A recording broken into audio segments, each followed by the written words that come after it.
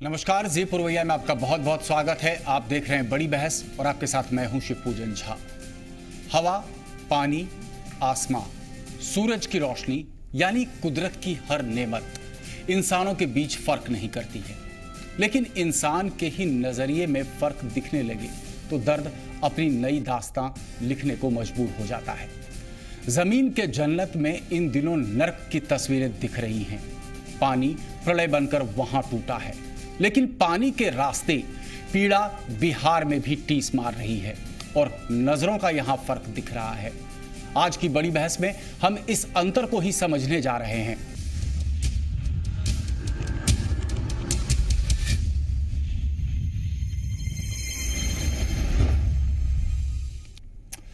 तो शुरू करते हैं फिर आज की बड़ी बहस, सैलाब पर सियासत। पानी ने कश्मीर का करार छीन लिया है, उसकी सूरत बिगड़ गई है और इधर बिहार भी बेबस दिख रहा है। यहां सवाल सीरत पर खड़े हो रहे हैं। जम्मू कश्मीर की मदद के लिए बिहार भी आगे आया है। पीड़ितों को उम्मीद देना तारीफ के काबिल है, मगर ऐसा क्यों है कि बिहार के पीड़ित खुद के काबिल होने पर संदेह पैदा कर रहे हैं?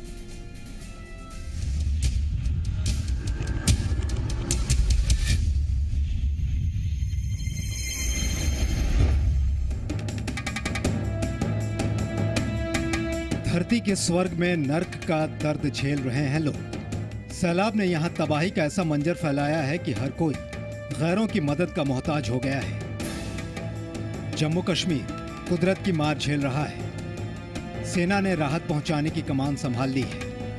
पूरा देश इस समय कश्मीर से उठ रही आह की गुहार सुन रहा है। बिहार ने भी सुना है, मदद के लिए हाथ भी आगे बढ़ाया है। बिहार ने जम्मू कश्मीर को 10 करोड़ रुपए के साथ राहत सामग्री मुहैया कराई है। कश्मीर त्रासदी को लेकर हमारे मुख्य सचिव ने बात किया था वहाँ के कैबिनेट सेक्रेटरी से, और हम लोगों ने एक पत्र लिखा है मुख्यमंत्री जी को कि अभी संप्रति 10 करोड़ रुपया दे रहे हैं और सूखा अनाज का 25,000 पैकेट कल भिजवा रहे हैं, और जितनी संख्या में वो नाव मांगे हमारा नाव तैयार है, वो लिफ्ट करें, कल से वो लिफ्ट करेंगे। और उसके अलावे भी लिखा है वहाँ के मुख्यमंत्री को कि और हमको बताइए कि हम आपको क्या मदद कर सकते हैं। यही कश्मीर त्रासदी पर हम लोगों ने स्टेप लिया है। बिहार के मुख्यमंत्री की यह पहल तारीफ के काबिल है, लेकिन सैलाब ने बिहार को भी बेहाल कर रखा है। बिहार के 20 जिले पिछले 1 महीने से जल प्रलय से जूझ रहे हैं। लाखों की आबादी पानी के बीच कई दिनों तक फंसी रही और कई अभी भी फंसे हुए हैं। मगर बिहार सरकार ने इस त्रासदी को न तो वक्त से पहले जानने की कवायद की और न ही इसके पैमाने को पहचाना, वरना बाढ़ पीड़ितों की जो तस्वीरें बिहार में दिखी वो नहीं दिखती। और सूबे के मुखिया इसे इस कदर छोटी बात नहीं मानते। तो हमारा खाना नहीं मिलता है लोग को। खाना कहाँ मिलता है? तो खाना मिलता था ये यहाँ चूहा मारने के लिए आता है। भूखल तो कुछ करबे करेगा नहीं, अपना जो उपाय बुझाएगा। बहुत खराब स्थिति है, बहुत। चूहा मार के खाना कोई खराब बात है क्या? रही बात ये कि बाढ़ में किसी को कोई दिक्कत नहीं हो रही है। जो राहत कार्य आज है वहाँ के एसपी और कलेक्टर सब जगह बुलाए हैं। जीआर बंटवाने का हम लोग आदेश दे दिया है। कलेक्टर के पास सारा धन जो देना चाहिए जिला वाइज हम लोग मुहैया करा दिया है। नाव मुहैया कराया गया है, उनके मकान गिरे हैं, उसके निर्माण के लिए राशि दे रहे हैं। 1 क्विंटल अनाज और 2200 रुपया की बात दिया जा रहा है। किसान को ये डीजल सब्सिडी दी जा रही है। सारी बात की सुविधा हम लोगों ने दिया है। और उसमें जहाँ तक चूहा खाने की बात है तो बहुत लोग चूहा खाते, हम भी चूहा खाते थे और आज भी खाते हैं अगर चूहा मिले तो। बाढ़ पीड़ितों को लेकर बिहार सरकार ने संजीदगी तो दिखाई।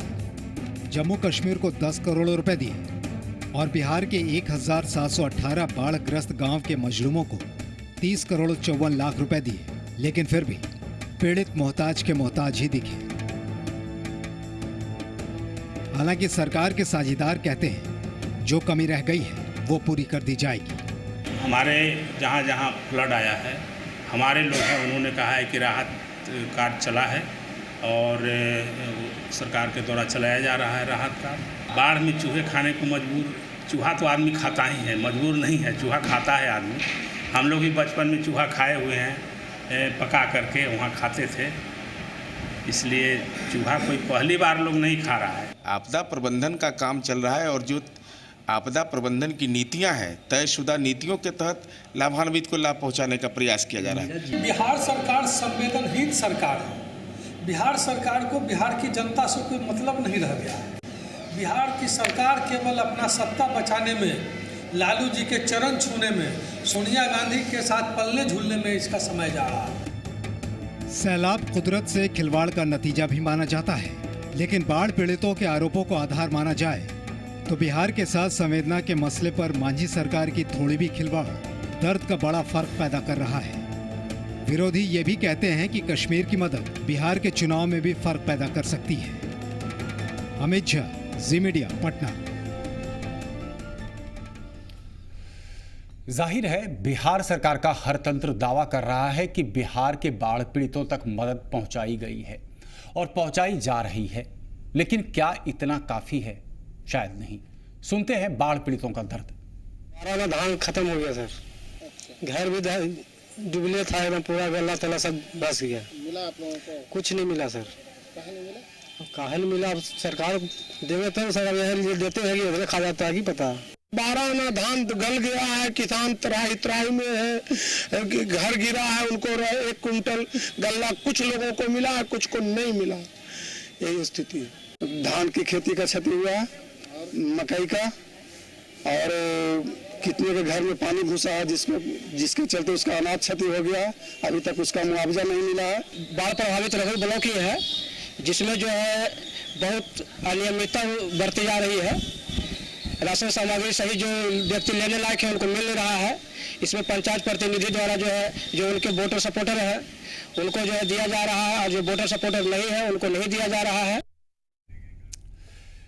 तो आखिर क्या ये लोग प्रकृति के, कुदरत के खिलवाड़ का दंश झेल रहे हैं या सरकारी उपेक्षा का शिकार हैं? आज इस वक्त हमारे साथ स्टूडियो में मौजूद हैं इजहार अहमद साहब, जदयू के नेता हैं, प्रेम रंजन पटेल जी भाजपा से, दीपक भारती साहब सोशल एक्टिविस्ट हैं और बाढ़ के जाने माने एक्सपर्ट हैं, अजय कुमार जी वरिष्ठ पत्रकार हैं। आप सबका बहुत बहुत स्वागत है। पहला सवाल प्रेम रंजन पटेल जी आप ही से करना चाहूँगा।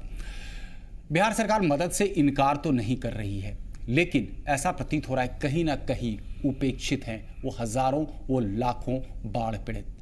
हम रिपोर्ट दिखाते हैं कि बाढ़ पीड़ित चूहा खाने को मजबूर हैं। लोग कहते हैं उनके पास कोई दूसरा उपाय नहीं है, कोई चारा नहीं है। हमने अभी आपको वो भी रिपोर्ट दिखाई जैसे बेहतरीन फूड पैकेट्स यहाँ से पैक हो रहे हैं, जम्मू कश्मीर भेजा जा रहा है। हमें इस बात से बिल्कुल ऐतराज़ नहीं कि फूड पैकेट्स जम्मू कश्मीर भेजा जा रहा है। निश्चित रूप में जम्मू कश्मीर जिस धरती का स्वर्ग कहा जाता है, वो एक ऐसा इलाका है जो प्रकृति का ज़बरदस्त मार झेल रहा है इन दिनों। राष्ट्रीय आपदा की स्थिति वहाँ पर है और जितनी भी मदद वहाँ पर पहुँचे शायद वो कम पड़ेगा। हमें इस बात से कोई ऐतराज़ नहीं, लेकिन आखिर ये भेदभाव क्यों? प्रेम रंजन पटेल जी आपसे पूछना चाहते हैं। पहला सवाल इसलिए आपसे पूछ रहा है क्योंकि 2008 में ही कोसी की त्रासदी हुई थी, तब आप सरकार में साझेदार थे। जिस तरीके से नीतीश कुमार ने उस वक्त इंतजामात किए थे, पूरी दुनिया में भूरी भूरी प्रशंसा हुई थी। अब क्या हो गया? देखिए, एक तो बिहार में बाढ़ आई हुई है और कई जिले भयंकर रूप से प्रभावित हैं और कई दिनों से वहाँ लोग जो है से बाढ़ में लोग जो है से फंसे हुए हैं, तबाही की स्थिति है। लोग सड़कें जाम कर रहे हैं। आज भी जो है से नालंदा में सड़क जाम था। दरभंगा के बहादुरपुर में जो बाढ़ पीड़ित लोग थे वो राहत मांग रहे थे, उन पर गोलियां चलाई गई है। कल भी नालंदा में 9 जगह 10 जगह लोग सड़कें जाम कर करके और राहत मांग रहे थे। और ये सरकार कहीं ना कहीं इसके माध्यम से ये दोहरी नीति अपना रही है, या कह सकते हैं कि ये सियासत कर रही है। क्या एक तरफ स्पष्ट करना चाहते हैं सियासत क्या? सियासत इसलिए मैं कर रहा हूं कि एक तरफ जम्मू कश्मीर में जहां बाढ़ आया है वहां के लोगों के लिए 10 करोड़ रुपए और तरह तरह के उनके लिए जो ऐसे फूड पैकेट्स बना कर करके और चावल, चना और तरह तरह के चूड़ा भेजे जा रहे हैं, और दूसरी तरफ हमारे अपने राज्य के अंदर में और इस प्रकार का जो है से लोग बाढ़ पीड़ित लाखों की संख्या में लोग पड़े हुए हैं। उनको जो मिलना चाहिए, राहत मिलना चाहिए, उनको जो व्यवस्था होनी चाहिए, खाने के लिए होना चाहिए, उनको रहने के लिए होना चाहिए, उन लोगों की जो सुविधाएं होनी चाहिए वह यह सरकार मुहैया नहीं करा रही है। नदारद है, कहीं ना कहीं नदारद है एकदम पूरी तरह से ये सियासत, पूरी तरह से सियासत है और ये इसको वोट बैंक से जोड़ करके ये सरकार देख रही है कि जम्मू कश्मीर में हम राहत पहुंचाएंगे तो आने वाला चुनाव में उसका हमको लाभ मिलेगा। और बिहार के अंदर में जो इतने लोग जो है से पड़े हुए हैं, पीड़ित लोग हैं, दर दर की ठोकरें खा रहे हैं, जो भूखे मर रहे हैं, लोग कई दिनों से, कई शाम से उनको भोजन नहीं मिल रहा है और उनके लिए सरकार कोई व्यवस्था नहीं कर रही है। एक तरफ जो ऐसे जहां 2008 में राष्ट्रीय आपदा घोषित किया गया था, बिहार के अंदर में इतनी बड़ी कोसी त्रासदी हुई थी, सभी राज्यों ने बिहार को मदद किया था, सहयोग किया था, गुजरात से मदद आया था। हम आएंगे उस पर भी, हम आएंगे। सरकार ने जो है उसको लौटाने का काम किया था। हम उस पर भी आएंगे, लेकिन आपने एक गंभीर आरोप लगाया है। यहाँ पर लाजमी है कि हम इजहार अहमद साहब के पास जाएं और उन्हें पूरा का पूरा मौका दें अपना तर्क रखने के लिए। इजहार अहमद साहब, बीजेपी खास तौर से ये आरोप लगा रही है कि बाढ़ पीड़ितों के साथ आखिर ये सियासत क्यों? देखिए, एक चीज़ है शिवपूजन जी, एक भाजपा के लोगों का एक आदत सी बनी हुई है, माफ़ कीजिएगा मुझको नहीं बोलना चाहिए, आपने शिवपूजन जी बड़े अच्छे मौके पर और अच्छे सब्जेक्ट, अच्छे मुद्दे पर रखा है कि बिहार की आपदा और कश्मीर की आपदा पर और बिहार सरकार ने मदद की 10 करोड़ रुपए। इनका कहना है कि सियासत करना। तो पहले तो मैं इन्हीं से पूछता हूँ कि भाई नरेंद्र मोदी जी 1000 करोड़ रुपया वहाँ दे करके आए, बिहार में तो 10 पैसे अभी तक नहीं आए। अगर यहाँ भी दिए होते तो मुझको लगता है कि सियासत वो कर रहे हैं कि सियासत बिहार तो उत्तराखंड में भी पिछले दिनों आपदा हुई थी, तो मैं था सदन में, पहला आदमी था कि सदन में मैं पहली बात को अपने भाषण में पहली बार जो अविश्वास प्रस्ताव था तो मेरे जैसा आदमी खड़ा होकर के बोला था वहाँ उत्तराखंड पर कि उत्तराखंड के लिए उसको सहायता सहयोग हमारे तरफ से, हमारे साथियों की तरफ से, हमारी पार्टियों की तरफ से मिलनी चाहिए थी। भाजपा के लोग कहाँ थे उस टाइम? या फिर हमारे प्रेम जनरल भी अविश्वास प्रस्ताव के बाद मैं कहता रहा हूँ वहाँ मकाने गिरे जिस तरह से साल हो रहे थे।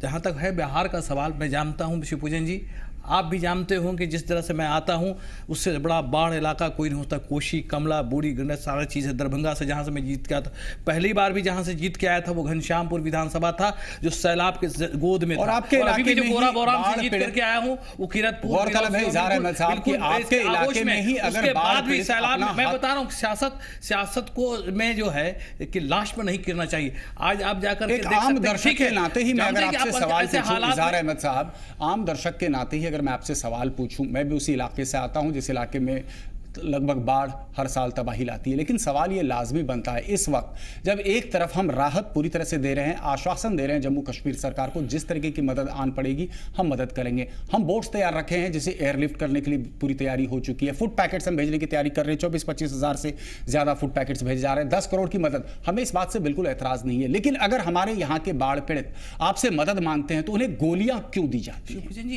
एक चीज़ आप ही बताएं, आप रास्ते में जा रहे हैं, गाड़ी जाम में भीड़ में फंसी हुई है, कि आगे को हटाने के लिए हॉर्न देंगे कि नहीं देंगे आप? ये तो आज नहीं कि कोई हादसा बहुत बड़ा, ठीक है, गोलियां चली, अगर सुनिए मैं एक बताता हूं, अलग है, मैं गोली चलाना अलग है। गोलियां जो चली है चिड़िया पे, ये नहीं कोई आदमी इंजोर्ड हुआ है या कोई हादसा ऐसे अलग बात है, लेकिन आपने उनकी बातों को सुनने के बजाय गोलियां बरसाने का काम किया। ऐसा है। और एक चीज आप जाकर के वहां देखें कि चाहे वो बहादुरपुर का हो, चाहे गोरा बोराम का हो, कि किरतपुर का हो, सब लोगों की लिस्ट बना है। एक चीज है क्या कि लिस्ट बना, वही तो सवाल है, लोगों में जो धैर्य होनी चाहिए।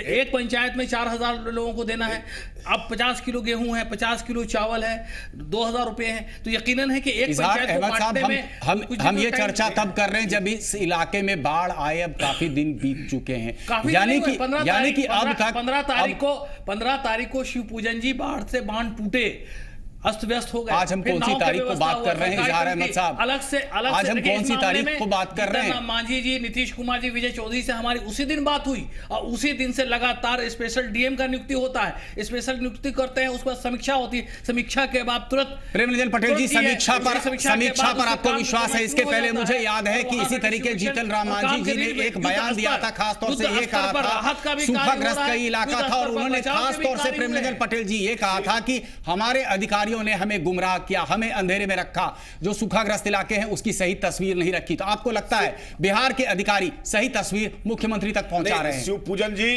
कोई जो है से यहां सरकार की जो सही तस्वीर है, जो स्थिति है राज्य की, वो न मुख्यमंत्री को मालूम है, न मुख्यमंत्री के समक्ष जाता है। ठीक आपने कहा, कि जब सूखाग्रस्त इलाके में खुद मुख्यमंत्री जाकर करके और उन्होंने देखने का काम किया था और उन्होंने बयान दिया कि मैं स्वयं अपनी आंखों से देख करके आया हूं और यहाँ के पदाधिकारी अधिकारी आज तक उन स्थितियों के बारे में मुझे जानकारी नहीं दिया। और जिसकी कहते हैं कि समीक्षा की बात करते हैं, पूर्व मुख्यमंत्री नीतीश कुमार जी 4 विभाग के प्रधान सचिव को लेकर करके और नालंदा गए और उनके आने के बाद वहां 10 जगहों पर सड़कें जाम किया बाढ़ पीड़ितों ने और तकरीबन भोजन मांगने के लिए, राहत मांगने के लिए। माफ कीजिएगा, थोड़ा सा रोकना चाहूंगा, हमारी मजबूरी है, हमें एक ब्रेक लेना होगा। लेकिन ब्रेक के बाद जब हम वापस आते हैं दीपक भारती जी के पास जाएंगे, जानने की कोशिश करेंगे आखिर क्या है माजरा, क्यों ऐसी उपेक्षा हो रही है। अजय कुमार जी आपके पास भी हम आते हैं एक ब्रेक के बाद।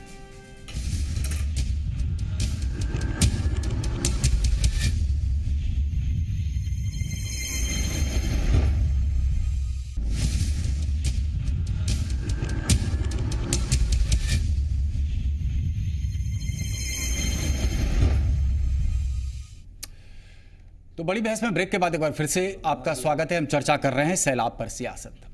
बिहार बाढ़ से किस कदर जूझने को मजबूर हुआ और किस तरह व्यवस्था आंखें मूंद कर कई दिनों तक पानी के खुद कम हो जाने का इंतजार करती रही। इसकी रिपोर्ट हमने तफसील से कई बार आपको दिखाई है। व्यवस्था की शॉर्ट मेमोरी को झकझोरने के लिए वो हकीकत हम एक बार फिर आपको दिखाना चाहते हैं।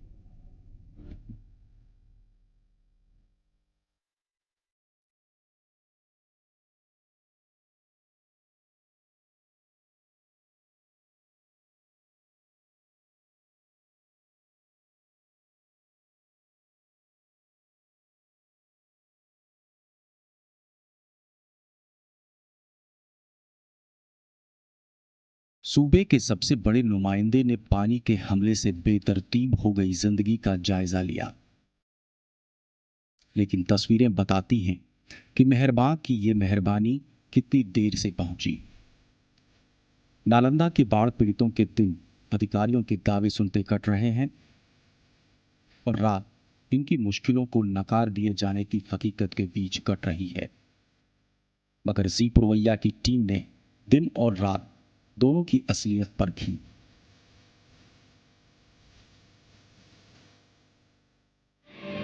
दर्द को साझा किया और मुश्किलों को सामने रखा।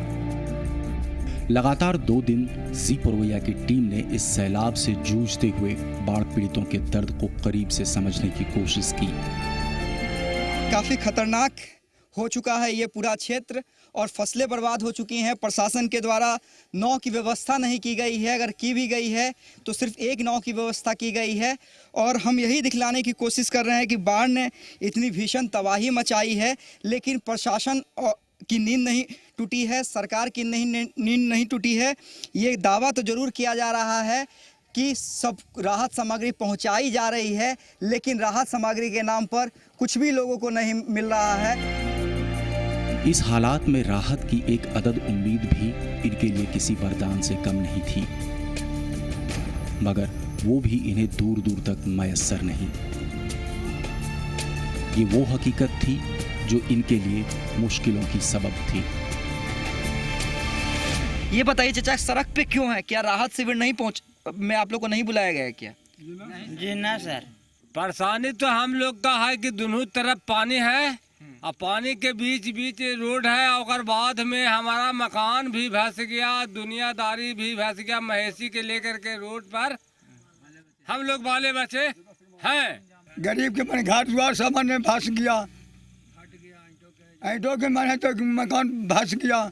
क्या खाना खाते हैं आप लोग? कुछ ऐसे ही सत्तू बारू खा के रहते हैं। सरकार बने के तो जगह नहीं तो कहाँ बनेगा, सब तो घर में पानी हिलल है। सांप बिच्छा हर चीज रोड पर दौड़ रहा है सरकार, लेकिन आदमी जाता है तो कहाँ जान के लोभ ने अपना बैठे हुए है। जाहिर है इन हालात में पलायन करने के अलावा इनके पास कोई चारा नहीं है, मगर जिस जमीन को अपना खून पसीना बहाकर इन्होंने अन्न का धन पैदा किया, उसे पानी में डूबता देखना इनके लिए भारी पड़ रहा है। बाढ़ में करोड़ों की फसल बर्बाद हो गई और ये खुद दाने दाने को मोहताज।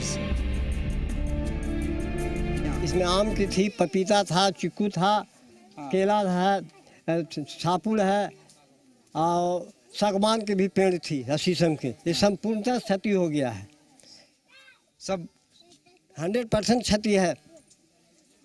अब बगल में तालाब है, तालाब का भी जो मछली पालन किया जाता था वो भी क्षति हो गया। फसल में तो जितना भी संपत्ति एक पेड़ भी नहीं बचता है। घर में पानी हिल गया, अनाज सड़िए गया, जानवर के कट्टू सड़िए गया, कुछ नहीं है। इस बाढ़ के कहर को अब 17 दिन होने को हैं। 17 दिन जिंदगी और मौत से जूझते ये लोग अब भी प्रशासन के मदद की बाट जोह रहे हैं, लेकिन क्या कोई इनकी सुनेगा, या ये यूं ही एक तरफ बाढ़ दूसरी तरफ आंसू के सैलाब में डूबे रहेंगे। नालंदा से विजय और दीपक विश्वकर्मा के साथ अमित झा, जी मीडिया। ये रिपोर्ट 26 अगस्त की थी। जमीनी हकीकत में जरा भी कोई अंतर अब तक नहीं आया है, बल्कि कई नए ऐसे इलाके हैं जहां से ऐसी ही रिपोर्ट आ रही है। शायद यही कारण है कि बाढ़ पीड़ित आक्रोशित होकर सरकारी मदद की गुहार लगाते लगाते थक गए हैं और अब आक्रोशित होकर उग्र रूप धारण करते चले जा रहे हैं। लेकिन बदले में उन्हें क्या हासिल हो रहा है? गोलियां? दीपक भारती जी, हमने आपको कई रिपोर्ट्स दिखाई, जमीनी हकीकत दिखाई, आप फ्लड एक्सपर्ट कहे जाते हैं, निश्चित रूप में आपकी एक टिप्पणी चाहिए। सबसे पहले बिहार सरकार को धन्यवाद जो जम्मू कश्मीर को उसने मदद किया है इस विपदा की घड़ी में। लेकिन एक सवाल है जो अपने गिरेवा भी झाँक कर देखना है। 17 तारीख को तटबंध टूटना शुरू हुआ और आज 26 दिन होने को है और अभी लोग तटबंध पे हैं और इतनी खराब स्थिति है। खासकर इजहार साहब जिस क्षेत्र से आते हैं, घनश्यामपुर वाले इलाके में, घनश्यामपुर, गोड़ा बौड़ाम, बिरौल, वो पूरा इलाका, ये सही है जो लोगों को 1 कुंटल अनाज भी मिला है, 2000 रुपये भी मिले हैं, वो सभी को अभी नहीं मिल पाया है। लेकिन उसके बाद स्वास्थ्य का इतना बड़ा समस्या है, बोट का इतना बड़ा समस्या है। अभी हमने न्यूज़ में देखा जो जम्मू कश्मीर को बोट भेजे जा रहे हैं, चूड़ा और ये सब, बोट का हमारे यहाँ इतना खराब स्थिति है। जिंदगी दोनों जगह की बेशकीमती है, जान वहाँ पे भी बचाई जानी चाहिए, जान यहाँ पे भी बचाई मानवता में कहीं भी सहयोग करना चाहिए, इसके लिए एकदम साधुवाद, धन्यवाद मैं बिहार सरकार को देता हूँ। लेकिन मेरा कहना है जो अपने घर को भी देखें, अपने घर में जिस तरह से जीतन राम मांझी ने ईमानदारी से स्वीकार किया था जो सूखा का गलत रिपोर्ट है, सो हम माननीय विधायकों से या जो भी उनसे जुड़े हुए लोग हैं, हम सबसे निवेदन करेंगे जो क्षेत्र के हकीकत को कम से कम आप रखें, बयां करें, जिससे कि सरकार के पास वो बात जाए। और आपको भी धन्यवाद आपने ऐसे विषय पर समय समय पर आपने ये कार्यक्रम आयोजित किया है। और अभी इतनी खराब स्थिति है, स्वास्थ्य का देखें, शौचालय जाने का देखें, अभी तक पानी की व्यवस्था की देखें, पीने के पानी की व्यवस्था का देखें, नाव का इतना बड़ा समस्या, मेन ट्रांसपोर्ट इस टाइम में नाव का होता है। कोसी में भी 6-7 साल के बाद, 2008 के बाद इस तरह का बाढ़ आया, 2007 के बाद इस तरह का बाढ़ उस कमला के इलाके में आया, तो लोगों का आदत भी थोड़ा सा छूट गया नाव का। तो इतनी परेशानी इस बार नाव को लेकर हो रही है। अच्छा, बिहार सरकार से जो नाव बनता है वो 1 साल से ज्यादा, दूसरे साल वो टूट के बराबर हो जाता है, क्योंकि यहाँ की लकड़ी कमजोर है। लकड़ी कमजोर। व्यास जी ने एक बार चाणक्य में एक मीटिंग में कहा था, उसमें एनडीआरएफ के भी लोग थे, उन्होंने कहा था जो हम 100 नाव एक जिला में दे रहे हैं, तो हमने कहा था एक तो ऊँट के मुंह में जीरा के फॉर्मूला बात है, 100 इतना बड़ा जिला में 100 नाव का कोई मतलब नहीं है, और उसमें भी क्वान्टिटी और क्वालिटी और उसका साइज, ये 3। तो उन्होंने कहा दीपक सुझाव पर एक एजेंसी अलग से इसको जांच करेगा। पता नहीं आज तक क्या हुआ, कोई जांच हुआ कि नहीं हुआ। ओवरलोडिंग होता है, लोग मर जाते हैं डूब के, उसके बाद उसको चेक करके उनके परिजन को दिया जाता है। सो आप प्रिवेंटिव मेजर्स उठाइए, मरने के बाद क्या उपाय करना है, जिंदा में आप उसको क्या सहायता कर सकते हैं। अभी जितनी खराब स्थिति है जो हम तो यही निवेदन करते हैं। आपको बस एक छोटा सा उदाहरण देंगे, सियाचिन में जब सैनिक लोग मर रहे थे ठंड से ठिठुर करके, और आईएएस लोग बैठ करके दिल्ली एसी ठंड में गर्म और गर्म में ठंड करके, तो वो फाइल नहीं घसकने दे रहे थे। जॉर्ज फर्नांडिस जब डिफेंस मिनिस्टर हुए तो वो उस आईएएस सबको वहां ड्यूटी कर दिए वहां पर। जब वो 2 महीना वहां रहे तो उनको समझ में आ गया, तुरंत फाइल क्लियर हो गया। तो सवाल निश्चित रूप में यहाँ पर ये बनता है कि आखिर जो उस इलाके के नुमाइंदे हैं जिन्हें वोट दिया है, क्यों नहीं वो जाते उस इलाके में? अजय जी, आपके पास यहाँ आना चाहेंगे। आपको लग रहा है हमने तमाम जी अजय जी तमाम तस्वीरें हमने आपको दिखाई, आपको नहीं लगता कहीं ना कहीं ये सारी रिपोर्ट्स इस बात की ओर इशारा कर रहा है कि सियासत तो हो रही है, और सियासत उन मासूम जिंदगियों के साथ? नहीं, निश्चित रूप से सियासत तो हो रही है, लेकिन एक दूसरा इसका पहलू ये भी है कि ये कोई एक साल की समस्या नहीं है। ये लगातार इस तरह की समस्याएं हो रही हैं स्टेट में। हर एक साल कहीं न किसी न किसी इलाके में बाढ़ आती है। फिर भी हम गलतियों से सबक नहीं लेते। नहीं, सबसे बड़ा है कि हमारे यहाँ ये पूरा गवर्नेंस का फेलियर है और हमने अब तक कोई एक सिस्टम नहीं खड़ा किया है। आप देखिएगा बलिया कमीशन की रिपोर्ट जो आई है उसमें सारी चीजों का खुलासा हुआ है, किस तरीके से बांध टूटा 16 अगस्त को। बिहार में देखिए बाढ़ आना कोई जम्मू कश्मीर वाले बाढ़ से बिहार के बाढ़ को आप कंपेयर नहीं कर सकते। आज पूरे देश में चर्चा इसलिए हो रही है कि जम्मू कश्मीर के लोग अभ्यस्त नहीं थे, वहां लोगों ने सोचा नहीं था कि इस तरह की कभी बाढ़ आएगी और इसके बाद उनका पूरी तरह से सेना पर डिपेंडेंस हो गया। अगर वहां बिहार की बाढ़ की विभीषिका को हम लोग थोड़ा कम करके आंकते हैं, इसका कारण यह है कि हम लोग फील करते हैं कि इनके बिहार में तो बाढ़ एक न एक इलाके में आना ही है। तो ये एक दूसरी बात है, मीडिया में भी बिहार की बाढ़ को उस लिहाजे से लोग देखते नहीं हैं। खास करके कोसी के इलाके में लोग कहीं ना कहीं अभ्यस्त हो गए हैं क्योंकि वो एनुअल फेनोमेना हो गया है। नहीं, पूरा नॉर्थ बिहार हमारा पर वापस नहीं, एक कोसी कमला शिवपूजन जी एक चीज मैं और ऐड कर रहा हूँ जी। इस बार की जो बाढ़ है इसमें थोड़ा सा डिफरेंस है जो आपने दिखाया भी, जो अभी तक चर्चा में बात खुल करके नहीं आई, वो ये कि ये बाढ़ में एक सेंट्रल बिहार जो है यार आज के दिन में जिसको साउथ बिहार कहते हैं, उसका एक बड़ा इलाका जो पूर्व मुख्यमंत्री जी का गृह इलाका था नालंदा, वहाँ के लोग रोड पर आए हुए हैं। वो बड़ा प्रिविलेज्ड इलाका हुआ करता था और वहाँ पर बाढ़ की विभीषिका इस तरह की नहीं होती थी। उसमें हमने तस्वीरें भी दिखाई थी अजय जी के मकान किस तरह से ध्वस्त है, लेकिन अभी भी जो रिपोर्ट ग्राउंड से जमीन से कनेक्टेड है जी, जमीन से जो की तरह से 50-60 साल के बाद वहां बाढ़ आया था, नाम कभी बाढ़ आया और जमीन से अभी भी देखिए, जमीन से अभी भी जो रिपोर्ट हमारे पास आ रही है तो लोग यही शिकायत कर रहे हैं कि उन तक सरकारी मदद अभी तक नहीं पहुंचा है। बहरहाल लेते हैं एक छोटा सा ब्रेक के बाद जब हम वापस आते हैं तो इस चर्चा को हम जारी रखेंगे।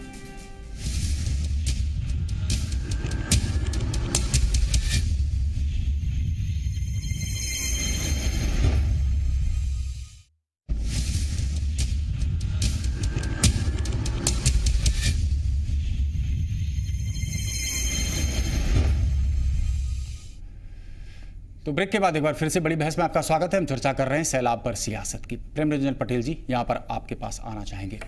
हम बार बार इस बात को दोहरा रहे हैं कि जो आर्थिक मदद या जिस तरीके की मदद बिहार सरकार जम्मू कश्मीर में कर रही है वो काबिल तारीफ है, लेकिन यहाँ पर लाखों लोग अभी भी फंसे हुए हैं। नाव उन्हें मुहैया नहीं कराई गई। कई ऐसे इलाके हैं जिससे कि जो तस्वीरें हमारे तक पहुँच रही हैं, लोग त्राहिमाम हैं, खाने का अनाज नहीं, पीने का पानी नहीं, दवाएं नहीं, और लोग छतों पर या इर्द गिर्द जो भी ऊंचा स्थान है वहां जिंदगी बिताने के लिए मजबूर हैं। आज से कुछ वक्त पहले हमने ये भी रिपोर्ट दिखाई थी कैसे बाढ़ के इलाके में बहुत सारे लोग हैं जो मजबूर हैं चूहा खाने के लिए, बेबस हैं।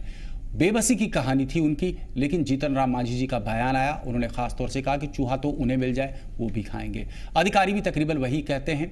लेकिन मुझे बताइए, अगर बाढ़ किसी इलाके में आता है तो शाकाहारी क्या करेंगे? वो भी चूहा खाएंगे?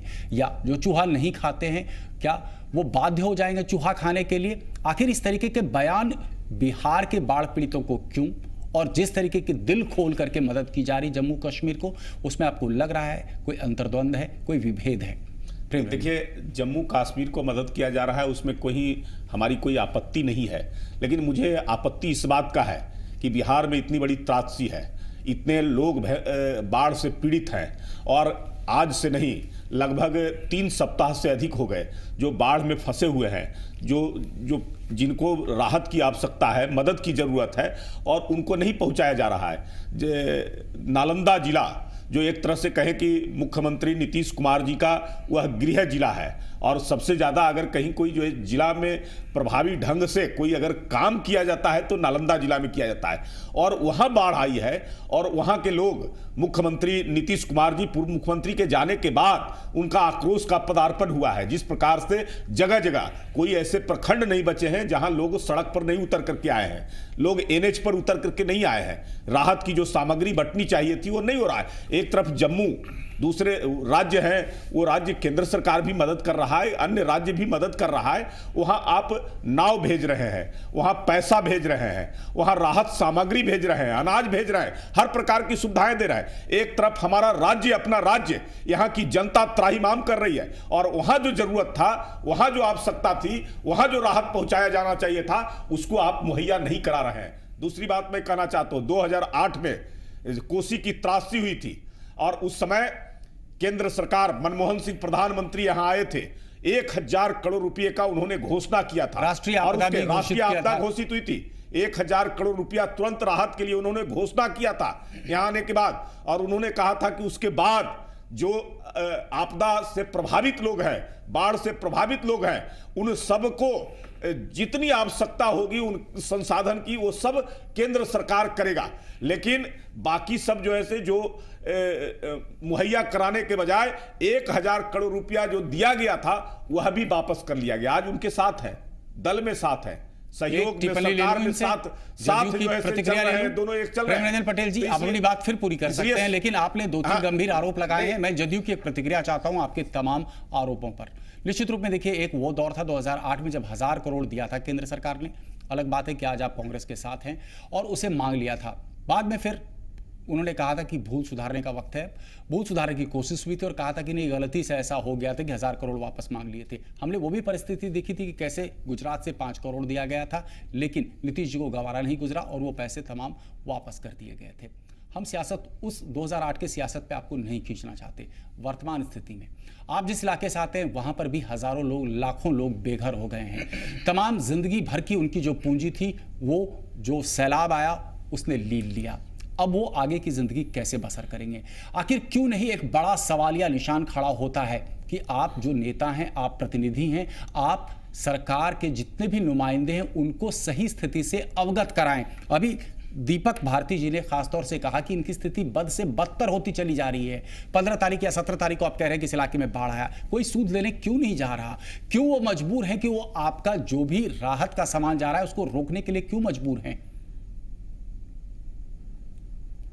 आपसे सवाल किया जदयू से इजहार जी। देखिए, एक चीज शिवपूजन जी, ये जहाँ तक के प्रेमरंजन जी की बात हो रही है तो शायद जो जितनी बात भारती जी या अजय जी ने कहा या आपने कहा, शायद इनके दिमाग से, सर से ऊपर से निकल जाती है बात को।